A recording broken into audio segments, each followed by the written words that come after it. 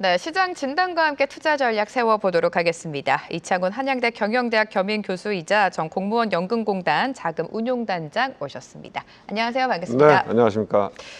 네, 가장 큰 이벤트였던 9월 FOMC가 끝이 났습니다.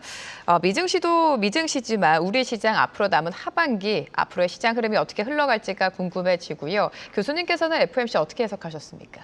네, 그냥 시장이 기대한 수준이었다. 이렇게 특별하게 서프라이즈 할 건 없었다. 이렇게 생각이 들고요. 파월 의장이 했던 이야기 중에 하나가 이제 위험 관리 측면에서 지금 기준금리를 인하한다 이런 이야기를 했잖아요. 그러니까 왜냐하면 전체적으로 보면은 그 페드에서 예측한 경제 성장 그 전망 자체가 내년도가 조금씩 나아지는 모양이거든요. 경제 전망 자체는 상향되고 또 그 물가 상승률은 다소 올라가는 모양이기 때문에 페드의 입장에서 보면은 아주 공격적인 금리 인하를 해야 되나 그렇게 생각은 안 했던 것 같고요. 그럼에도 불구하고 예방적인 성격에서 기준금리를 인하한다 하는 메시지를 던진 것 같고요. 보통 그런 경우에는 이제 보험적 성격으로 기준금리를 인하한다 이렇게 얘기해야 되는데 위험 관리 측면이라고 하는 새로운 용어를 썼다는 거는 시장이 그거에 대해서 너무 뜨겁게 반응하지 마라. 이런 약간 견제 메시지가 아니었나 이런 생각이 들고 이제 향후에 이 경제 데이터가 어떻게 나오냐에 따라서 연준의 방향이 달라지지 않겠나 이렇게 보고 있습니다. 네, 결국에 앞으로 나올 경제 지표에 따라서 연준의 방향도 달라질 수 있습니다. 좀 체크를 해보셔야 될 것 같고요. 자, 이런 가운데 어제였죠. 이재명 대통령이 증권사 리서치센터장과 간담회 자리를 가졌습니다. 발언을 살펴보면 국장 복귀는 지능순이다 이런 발언까지 했는데 교수님께서는 어제 간담회 어떻게 보셨습니까? 네, 그 투자 심리 회복에는 도움이 굉장히 되죠. 그러니까 이재명 대통령께서 주식시장에 대한 이해가 꽤 깊으신 거죠. 왜냐하면 이제 그 전에 왜 국장 탈출은 지능순이다 이런 얘기를 작년까지 많이 했으니까 반대가 됐죠 지금. 그걸 빗대어서 아마 국장 복귀는 지능순이다 이런 얘기를 한 것 같고요. 어쨌든 정부 측면에서 계속 그 시장에 관심을 갖고 있다고 하는 거는 투자 심리 회복이나 또는 외국인 투자가들의 한국 주식 매수에 긍정적인 영향을 줄 거다 이렇게 보고 있습니다. 네, 정부의 계속되는 적극적인 주식시장 활성화에 대한 강력한 의지가 나오고 있는 상황입니다. 이재명 정부의 가장 중요한 기조 중 하나가 부동산 시장에 풀렸던 유동성을 주식시장으로 갖고 오겠다라는 거였는데 어떻게 또 현실 가능성이 있는지가 궁금해지고요. 또 10월에는 한국은행 금통위도 예정되어 있습니다. 당연히 금리를 내릴 것이다라는 가능성에 무게를 두고 있는데 시장 변수와 함께 금통위 예상도 좀 해주실까요?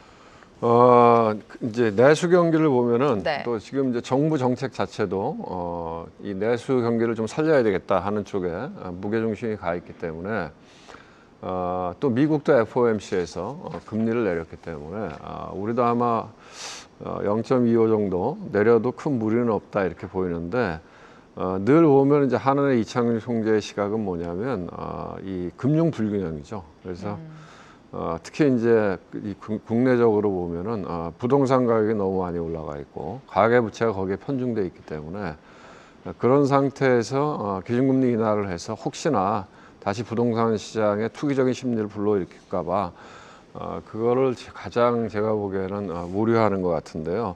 아마 전반적으로 보면은 아마 한번 내릴 가능성이 있지 않을까 이런 생각을 해봅니다. 근데 이제 이창용 총재의 걱정을 저희가 새겨들을 만은 해요. 왜냐하면은 지금 미국의 기준금리를 내려서 미국의 기준금리가 4.25%고 우리가 지금 2.5%인데 한 번 더 내리면 2.25가 되면 미국하고 기준금리 차이가 2%로 계속 큰 폭의 차이가 나기 때문에 어떤 외부적인 충격이 있으면 환율 시장의 변동성이 확대될 가능성이 여전히 남아 있다. 그래서 굉장히 신중할 필요는 있다. 이런 생각이 듭니다. 네, 이제 섹터별로 분석을 도와드리도록 하겠습니다. 금융과 증권에 대한 기대감은 여전히 좀 유효한 것 같고요. 최근에 거래대금도 그렇고 예탁금도 증가하면서 증권주 실적에 대한 기대감이 부각이 되고 있습니다. 또 이 정책적인 모멘텀까지 여전히 살아있다라는 게 시장의 시선인 것 같은데 증권과 금융업종에 대한 투자 전략 어떻게 들고 갈까요? 그렇죠. 뭐 지금 조방원 뭐 그다음에 또 금반지 이렇게 해서 네, 그러니까, 금반지란 단어 나왔어요. 네. 어쨌든 그 이재명 정부 들어선 이후에 최대 수혜를 본 업종 중에 하나가 금융주라고 봐야 되겠죠. 그래서 이제 상법 개정이나 어떻게 보면 소액 주주의 권리 강화 이런 쪽의 상법 개정들이 이루어지면서 실질적으로 이제 PBR이 낮은 종목들이 상대적으로 많이 올라왔고 그 수혜를 금융주가 많이 받았죠. 그래서 이제 지금 관점에서 다시 봐야 되는데 제가 보기에는 시장이 계속 큰 폭의 조정이 없이 우상향한다는 전제하에서 보면은 증권주가 훨씬 메리트가 많다 이렇게 볼 수 있을 것 같고요.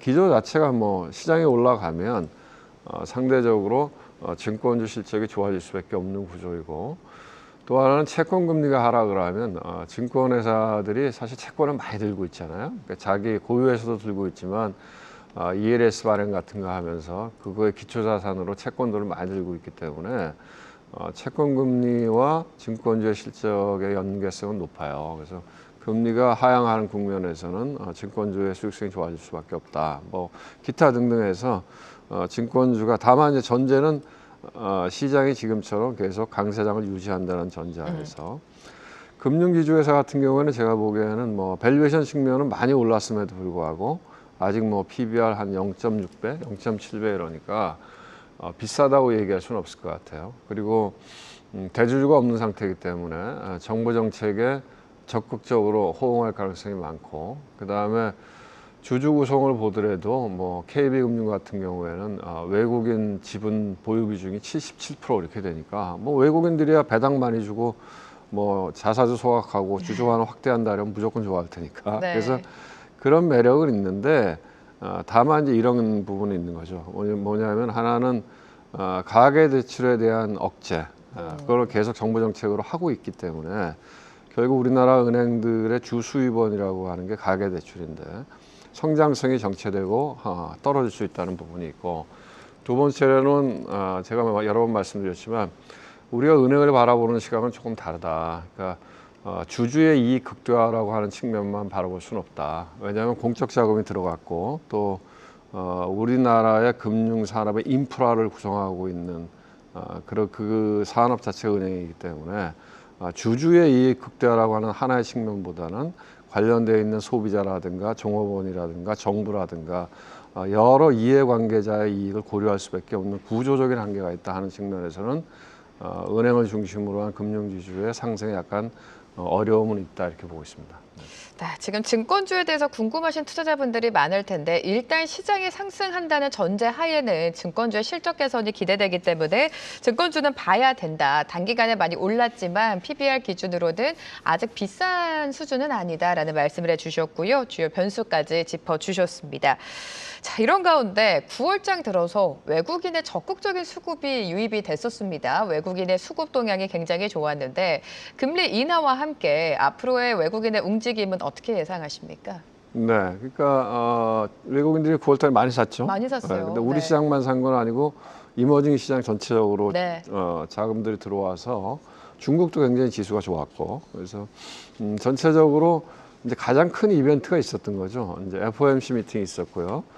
첫 번째 그 기준금리 인하였기 때문에 통상 이제 페드의 정책 방향이 긴축에서 완화로 전환하는 초기 국면에서는 자금들이 이제 위험 선호하는 쪽으로 더 많이 흘러 들어가는 경향이 있습니다. 그래서 그 동안에는 미국 중심의 선진국 중심으로 자금들이 모였다고 하면 미국의 통화 정책 자체가 완화로 전환하는 스탠스에서는 그 자금들이 수익률 높은 쪽으로 이머징 마켓 주식 이런 쪽으로 자금들이 넘어오는 경향이 과거에도 계속 있었고요.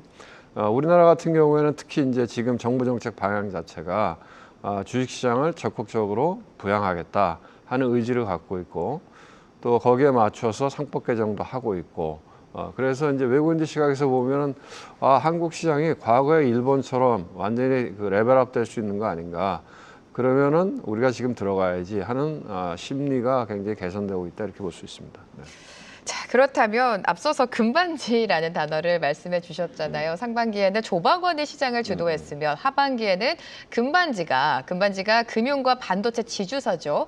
반도체가 최근에 시장을 좀 주도하고 있는 움직임이 포착이 되고 있습니다. 어제 오랜만에 삼성전자가 8만 원을 썼고요. 하이닉스는 35만 원 선까지 급등이 나왔죠. 자, 반도체는 삼성전자를 비롯해서 반도체 투자 전략은 어떻게 보십니까? 네, 제가 2주 전에 여기 나와서 보면 헤드라인을 보시면 반도체 좋다, 네. 증권지 오케이 뭐 이렇게 헤드라인 나왔었는데 반도체 좋게 보고 있습니다. 여전히. 예. 네. 근데 이제 이 삼성전자나 하이닉스 두 개의 시가총액을 합하면 코스피 영향력이 엄청나게 크잖아요. 그래서 결국은 이 반도체 주식도 시장하고 같이 움직일 수밖에 없는 구조적인 한계는 있다 이렇게 보고요. 하이닉스가 최근에 왜 강하느냐? 그거는 여러분 생각해 보면 하이닉스가 이제는 삼성전자를 넘어섰거든요. 네. 지금 반도체 매출이나 영업이익 규모가 하이닉스가 삼성전자보다 커요. 그러니까 우리 머릿속에는 뭐 반도체 하면 1등 기업 삼성전자 이렇게 각인돼 있는데 실제적으로 나오는 숫자는 하이닉스가 이제 1등 기업이 됐다. 그런데 밸류에이션으로 보면 삼성전자와 하이닉스의 밸류에이션을 PER이나 PBR이나 이렇게 보면 여전히 SK 하이닉스의 밸류에이션이 삼성전자보다 훨씬 낮아요.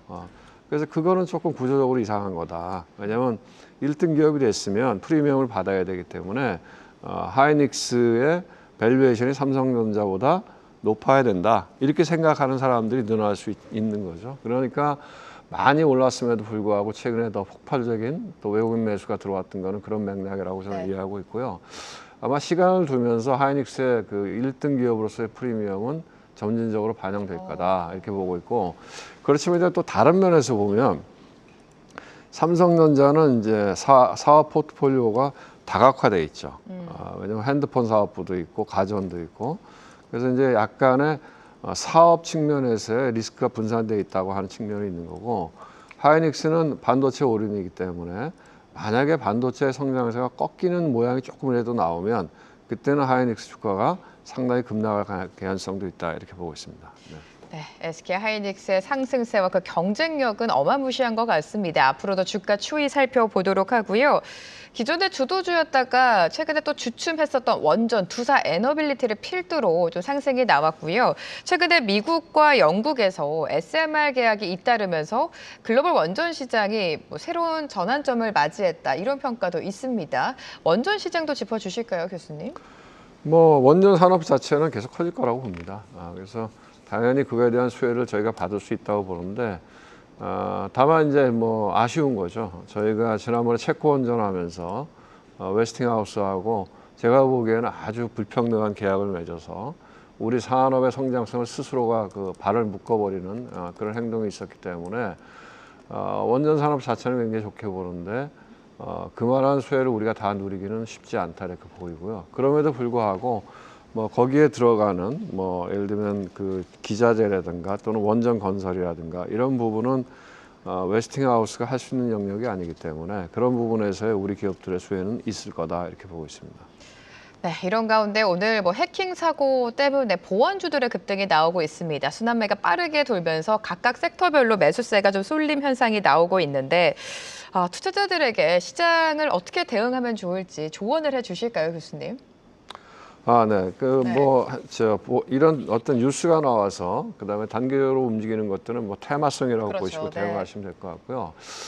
전반적으로 제가 보기에는 시장이 좀 많이 올랐습니다. 그래서 어떻게 보면 시장과 약간 반대 포지션에서 바라보실 필요도 있다. 너무 이제 시세를 따라가다 보면은 또 물릴 수도 있으니까. 그래서 조금 지금은 한숨을 좀 객관적으로 볼 필요는 있다는 생각이 들고요.